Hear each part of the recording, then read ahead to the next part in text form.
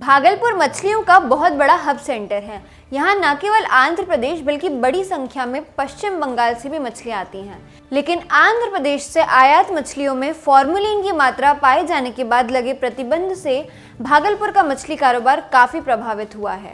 बिहार सरकार से इतना सा जानना चाहते हैं कि 30 बरस से आंध्र प्रदेश की मछली बिक रही है, परंतु बिहार में जो ये आंध्र प्रदेश की मछली पर रोक लगाने की मंशा बनाई हुई है, उनके लिए तो घातक सिद्ध होगा इस राजनीतिक में, इस बार के चुनाव में।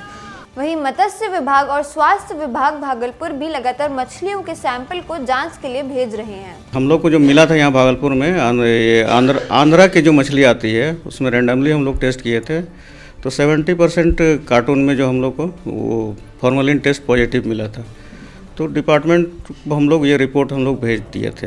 आंध्र प्रदेश की मछली में फॉर्मलिन की मात्रा अधिक पाए जाने के बाद बिहार सरकार द्वारा लगाए गए प्रतिबंध में मछली के कारोबार पर काफी बुरा प्रभाव पड़ा है।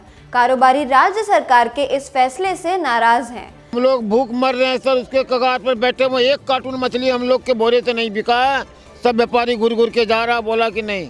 वहीं लोग मछली की खरीदारी करने से परहेज कर रहे हैं। सिविल सर्जन का भी मानना है कि फॉर्मलिन की मात्रा से मनुष्य के स्वास्थ्य पर प्रतिकूल प्रभाव पड़ता है।